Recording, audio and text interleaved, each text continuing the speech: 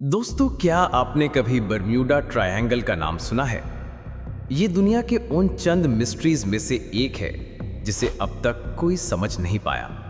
आइए, आज हम जानने की कोशिश करेंगे कि आखिर ये बर्म्यूडा ट्रायंगल क्या है और इसके साथ साथ एक ऐसी पुरअसरार फ्लाइट की कहानी भी जो कई साल गायब रहने के बाद अचानक वापस आ गई। एम्सन ट्यूब में एक बार फिर खुशामदीद।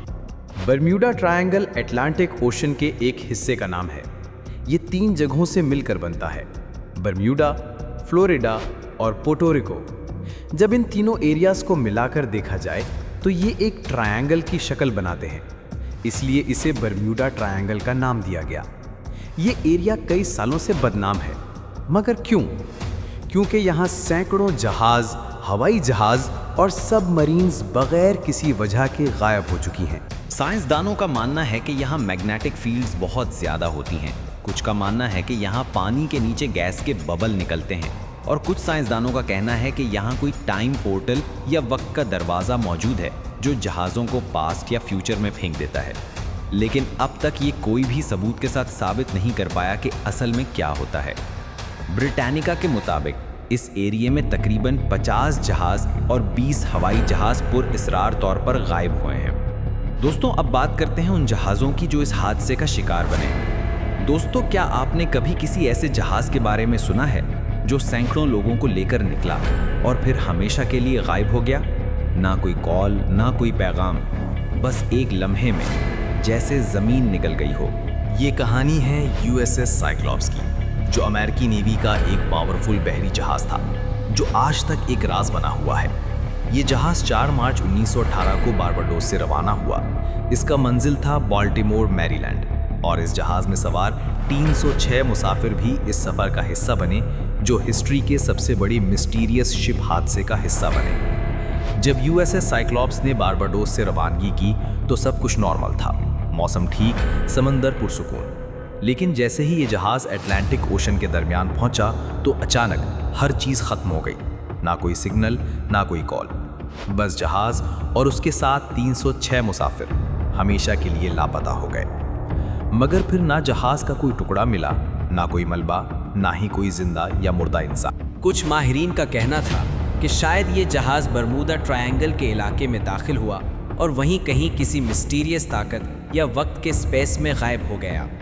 कुछ साइंसदानों ने दावा किया कि शायद समंदर के नीचे मौजूद मैग्नेटिक डिस्टर्बेंस ने जहाज़ के नेविगेशन सिस्टम को बंद कर दिया, और कुछ का कहना था कि ये महज एक तकनीकी खराबी का नतीजा था।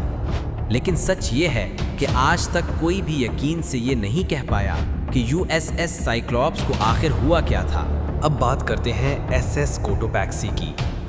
दोस्तों, क्या आपने कभी ऐसे जहाज़ की कहानी सुनी है जो एक दिन अचानक गायब हो जाए और फिर तकरीबन 1 सदी बाद अचानक दोबारा जाहिर हो जाए?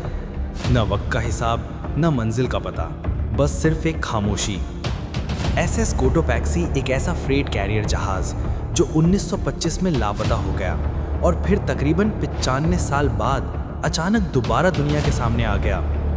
ये जहाज़ 29 नवंबर 1925 को अमेरिका के शहर चार्ल्सटन, साउथ कैरोलिना से रवाना हुआ। इसका सफ़र था हवाना, क्यूबा की तरफ। ये जहाज़ कोयला ले जा रहा था और इस पर मौजूद थे 32 अफराद। मगर रवानगी के सिर्फ 2 दिन बाद 1 दिसंबर 1925 को एसएस कोटोपैक्सी समुद्र में कहीं खो गया। लापता होने के बाद उस वक्त के न्यूज़पेपर्स ने न्यूज़ दी कि ये जहाज़ बर्म्यूडा ट्रायंगल में लापता हुआ है। कुछ का कहना था कि ये एक कुदरती तूफान की नज़र हो गया। इस वाक़ये के बाद एसएस कोटोपैक्सी तकरीबन 1 सदी तक एक राज बना रहा। न उसका कोई टुकड़ा मिला, न ही कोई मुसाफिर। फिर आया साल 2020, तकरीबन 95 साल बाद फ्लोरिडा के साहिल के करीब समंदर की तह में एक तबाहशुदा जहाज़ डिस्कवर हुआ। तहकीकात से पता चला कि ये कोई आम मलबा नहीं था, बल्कि यही वो एसएस कोटोपैक्सी था जो 1925 से गायब था। इसकी शनाख्त जहाज़ के रजिस्ट्रेशन नंबर से हुई। यानी जिस जहाज़ को तकरीबन 1 सदी तक एक मिस्ट्री समझा जाता रहा, वो अब हमारी आंखों के सामने था।